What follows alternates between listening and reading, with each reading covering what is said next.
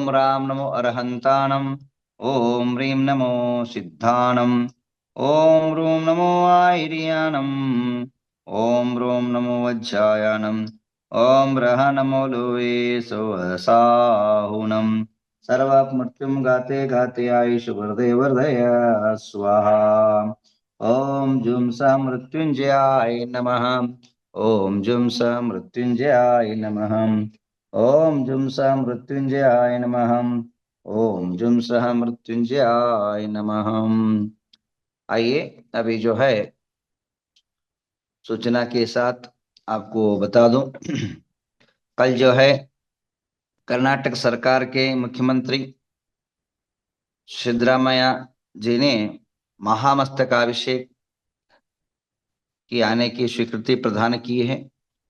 21 तारीख को ठीक 2 बजे जो है वे अपने महामस्तकाभिषेक के लिए अपनी उपस्थिति और अपना जो है यहाँ रह करके पुण्यार्जन करने की स्वीकृति प्रदान किया है।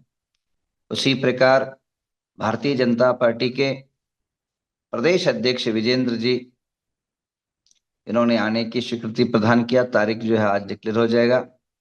और होम मिनिस्टर ने आने की स्वीकृति प्रदान किया है। इस प्रकार नाना प्रकार के मंत्रियों ने, कम से कम आरोग्य मंत्री ने स्वीकृति प्रदान किया है। प्रदेश के टूरिज्म मिनिस्टर ने आने की स्वीकृति प्रदान किया है। इसी प्रकार बाल कल्याण महिला मंडल की मंत्री ने आने की स्वीकृति प्रदान किया है। और पीडब्ल्यू मिनिस्टर जो रोड आदि बनाते हैं, से पीडब्ल्यू मिनिस्टर ने आने की स्वीकृति प्रदान किया है। पावर मिनिस्टर, केंद्र के पावर मिनिस्टर ने आने की स्वीकृति प्रदान किया है। बहुत सारे नेता अभिनेता जो है अपनी स्वीकृति प्रदान कर रहे हैं। और आप सभी लोग को भी अपने इस महामस्तकाभिषेक के लिए आने के लिए अपनी मन बनाए और तुरंत जो है वहां से रवाना हो। और बड़ी कार्यक्रम के अंदर आप लोग पैसा कैश वगैरह ना लाए। यहाँ बैंक की व्यवस्था नवग्रह क्षेत्र के अंदर ही रत्नाकर बैंक, अन्य बैंकों की व्यवस्था की गई है। इसलिए एटीएम पेटीएम यही नवग्रह क्षेत्र के अंदर ही मिलता है। तो आप लोग जो है ज्यादा केस की लपड़े में ना पड़े। कारण क्या है, बड़े भीड़ के अंदर कहीं पैसे खोने आदि की समस्या ना हो, इसलिए जो है आप सभी से निवेदन है। और इस महामस्तकाभिषेक के लिए 22 तारीख को अन्नदान महेंद्र सिंह जी, जो समाज के लीडर है, जैन समाज के कर्ता धर्ता है और कर्मठ करता है, हमारे भक्त है, उन्होंने इस महामस्तकाभिषेक के लिए अन्नदान के लिए 13,33,313 रुपया, 13 लाख रुपए जो है उनने अपनी घोषणा की है। और उन महेंद्र सिंह के सपरिवार को आरोग्य यश कीर्ति की प्राप्ति हो, ऐसी भावनाएं हम भाते हैं। और आप सभी लोग रूम बुक करें। रूम के अलावा चौका वालों के लिए रूम मिलेगा, उसके लिए कोई चार्ज नहीं लगेगा। चौका का एक रूम मिलेगा और उसमें आप चौका बना सकते हैं। हमारी तरफ से व्यवस्था, ट्रस्ट के तरफ से व्यवस्था क्या क्या रहेगी सुन ले। जो चौका वाले हैं उनको चौका के बाजू में अटैचड मिलेगा, मतलब चौके के बाजू में बाथरूम आदि मिलेगा और आप चौका में भी सो सकते हैं। और बाजू बाजू में एक हॉल है, हॉल की व्यवस्था है। आपको नहाने धोने की स्पेशल व्यवस्था की गई है। कम से कम 25-30 रूम जो है नहाने धोने के लिए अलग से जो है आपका व्यवस्था अलग किया गया, क्योंकि शुद्धि में सोले की व्यवस्था हो सके। सुबह सुबह आप लोग और कहीं कतार में न रहे, आप लोग तुरंत जो है वहां नहा धो करके चौका में पहुंचे। इस हेतु से आपकी चौका की व्यवस्थाएं अलग से की गई है। और इसके अलावा बर्तन हम लोग जो देंगे, हमारी तरफ से उपलब्धियां रहेगी कि चौका करने वाले को फल मिलेगा, दूध मिलेगा और सब्जी मिलेगा ट्रस्ट के तरफ से। और इसके लिए जो भी दान दाता, अगर कई लोग आए हैं कि कोई आदमी बस्तवाड़ ग्राम के तरफ से नित्य जो है दूध की व्यवस्था की गई है। उन्हीं का शुद्ध दूध निकाल करके डायरेक्ट, जो जैन समाज के लोग हैं वे अपनी गाय भैंसे पालते हैं, उन्हीं के तरफ से जो है दूध की व्यवस्था की गई है बस्तवाड़ ग्राम करके तरफ से। तो उनके लिए बहुत बहुत आशीर्वाद, धन्यवाद। अब रही फल की व्यवस्था और सब्जी की व्यवस्था, और कोई दातार मिले तो उनका नाम डिक्लेयर कर सके। कई लोगों की भावना है तो संपर्क करें, और आप सभी को पता है नंबर, एक ही नंबर पर आप संपर्क करना है, अदर नंबर पर संपर्क ना करें, और उस व्यवस्था को आप बनाए रखें। अब और ये जो है, जो चौका लगाने वाले के नाम रजिस्ट्रेशन कराएं, अन्यथा दिक्कत आ जाती है। तो इसलिए आप सभी जो पारस टीवी पर लाइन पर चल रहा है, नंबर चल रहा है, वो उसी नंबर पर आप संपर्क करें। रूम का चाहे और कोई व्यवस्था चाहिए तो तुरंत जो है अपना नाम दर्ज कराएं। और ऐसे आप सबसे आत्मीय निवेदन है। आइए चुल्लक रत्न ध्यान सागर जी महाराज से महामस्तकाभिषेक के बारे में दो बातें सुन लेते हैं, और आप सबका कल्याण हो। और नंबर नोट कर लीजिए, 8660100827। रूम बुक करना हो या कोई अन्य व्यवस्था की आवश्यकता है, इस पर संपर्क करें, ऐसी भावना बोलते हुए चुल्लक रत्न ध्यान सागर जी महाराज अपनी जो है प्रखर बुद्धि के पढ़े लिखे और उसके बाद आत्मिक चिंतककार हैं, और बहुत गहन अध्ययन किया है शास्त्रों का। वे अपने मस्तक का अभिषेक के बारे में अपनी भावना रखेंगे। आइए सुनते हैं। शुरू करिए महाराज साहब।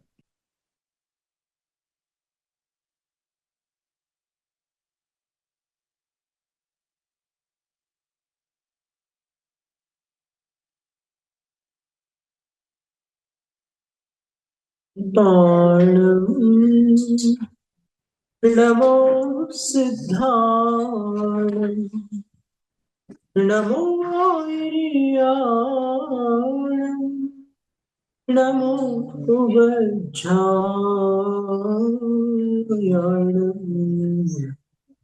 नमो लोय सवसाहुणम्।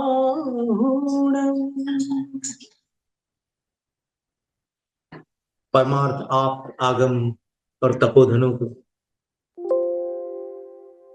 विनम्र प्रणाम।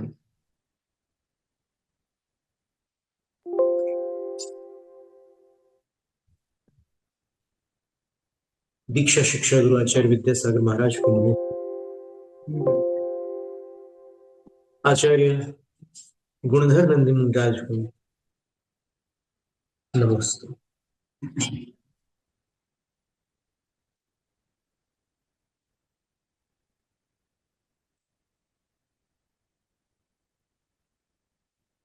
Recording stopped.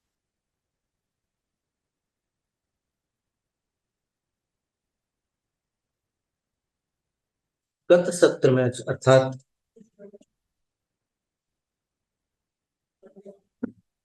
पिछली बार रविशेन आचार्य कृत पद्म पुराण ग्रंथ के आधार से अपन ने अभिषेक के विषय में कुछ जाना था। अभी वर्तमान में एक शब्द चलन में है, प्रचलित है, मस्तकाभिषेक किंवा महामस्तकाभिषेक। वस्तुतः अपन जब अभिषेक की बात करते हैं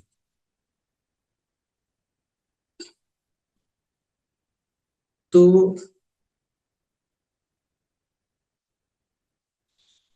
नवोपचार विधि में आहार दान के समय सबसे पहले गुरुजनों का प्रतिग्रहण किया जाता है, जिसको पड़गाहन बोलते हैं। फिर उनको उच्च आसन प्रदान किया जाता है।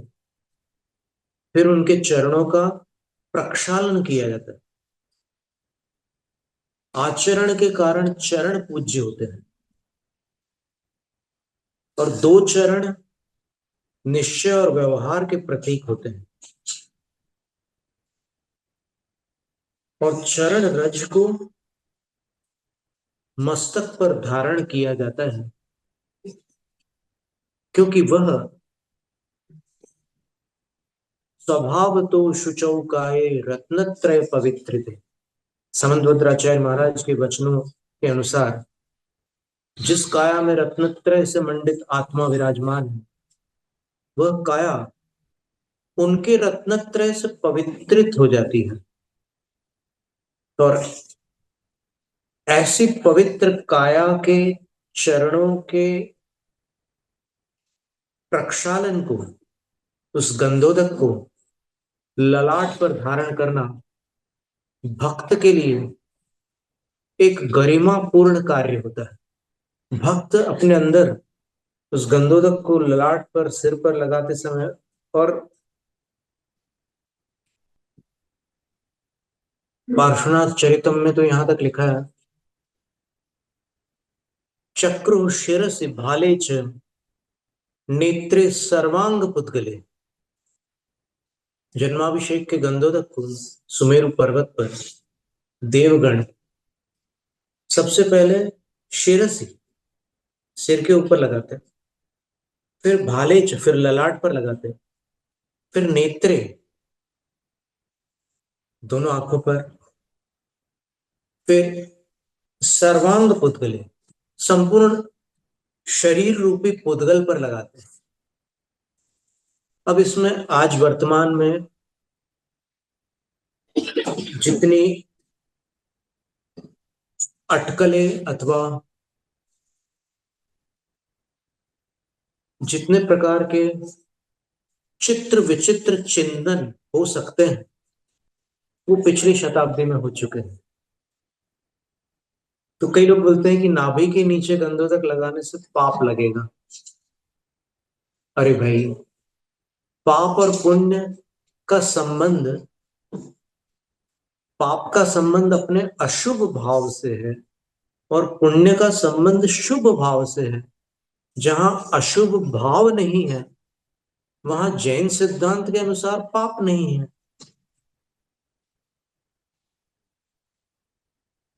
और जहां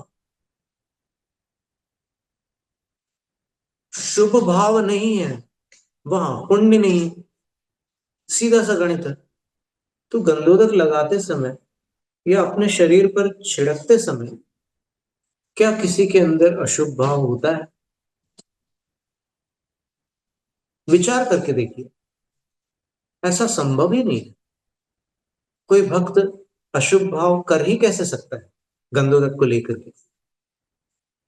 कई बार भूमि पर आ जाता है गंधोदक। श्रवण बेलगोल में तो इतना भारी अभिषेक होता है कि सारी धरती रंग बिरंगी हो जाती है, और वहां उपस्थित भक्तगण भी आप्लावित हो जाते हैं। भगवान का अभिषेक तो हो ही रहा है, पर उनका भी पूरा सिंचन हो जाता है, वो रंग बिरंगे हो जाता है, होली जैसी स्थिति बन जाती है वहां पर। तो क्या इसमें गंधोदक की अभिनय हो रही है? क्या इसमें वो लोग पाप कमा रहे हैं?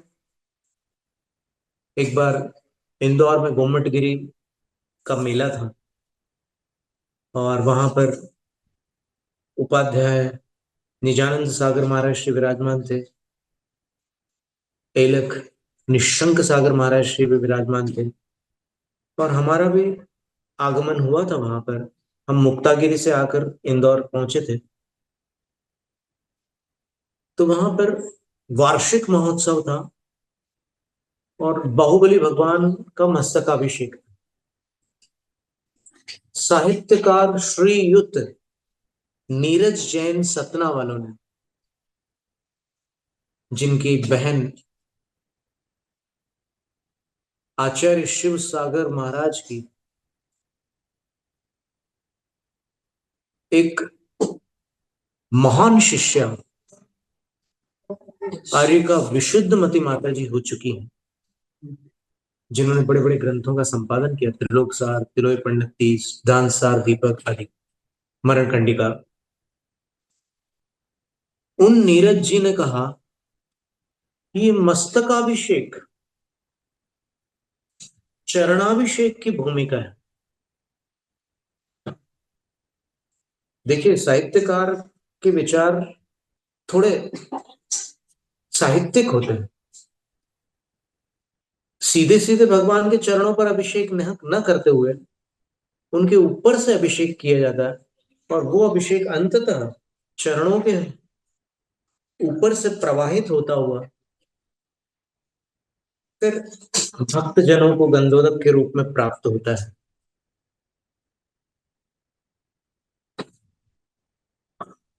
अभिषेक के विषय में चर्चा थी, तो वहां पर एक घोषणा हुई इंदौर में कि देखो, गंधोदक की विनय का ध्यान रखना, अन्यथा जितना पुण्य कमा रहे हो उससे अधिक पाप लगेगा। तो ठीक है, ये निर्देश हो गया, घोषणा हो गई, जनता के कानों तक बात चली गई, उनको समझ में भी आई, भाषा हिंदी थी, जो वहां खड़े थे वो भी हिंदी समझने वाले लोग थे, उनको समझ में आ गया कि भाई ठीक है, अभिनय नहीं करना है। अभिप्राय यही था कि पैरों में नहीं आना चाहिए गंधोदर। लेकिन फिर उसके उपरांत क्या हुआ, तो उसके उपरांत हम लोगों को ऊपर बुलाया था, वहां पर जहाँ वो एक बना रहता ना, जहाँ से धारा करते हैं, कलश करते हैं, तो वहां पर खड़े रहने के लिए वो एक विशेष स्थान बनाया जाता है कार्यक्रम के समय। तो वहां पर हम लोगों को बुलाया था। तो जब वो अभिषेक प्रारंभ हुआ, तो जो भक्त समूह था वो पीछे खड़ा हुआ था, लेकिन धीरे धीरे उनसे रहा नहीं गया, वो सब भगवान के पास आने लगे। और फिर वो ऊपर से धाराएं प्रवाहित हो रही है, तो गंधोदक नीचे जा रहा है, और वो फिर उनके पैरों में आने लगा। वहां पर ब्रह्मचारी अजित भैया सौरई वाले हमारे पास में ही खड़े हुए थे, और हमने उनसे कहा कि देखो ब्रह्मचारी जी, आप एक चीज पढ़िए। अपन पुस्तकों से शब्दों को पढ़ते हैं वो छोड़िए, यहाँ पर इनके मुखमंडल को पढ़िए, इन भक्तों के चेहरे के भाव को पढ़िए।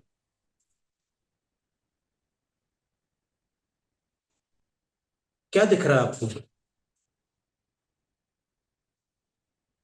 इनके अंदर कैसे भाव हैं? तो स्पष्ट रूप से भक्ति के भाव थे उनके अंदर, उमंग थी, उत्साह था। तो हमने उनसे प्रश्न किया कि क्या ऐसे भावों से पाप का बंध हो सकता है? कदापि नहीं होता। देखो, धर्म में अधिक खींचातानी करने से युवा पीढ़ी विमुख हो जाती है, और अगर युवा पीढ़ी विमुख हो गई तो भविष्य में धर्म की क्या दशा होगी, सोचने की बात। जो जिस प्रकार से जुड़ रहा है, आगम की मर्यादा न तोड़ते हुए, उसको प्रोत्साहित करने की आवश्यकता है। तो मस्तकाभिषेक चरणाभिषेक की भूमिका है, अर्थात शरणाभिषेक का गंधोदक अपन चाहते हैं, तो वो गंधोदक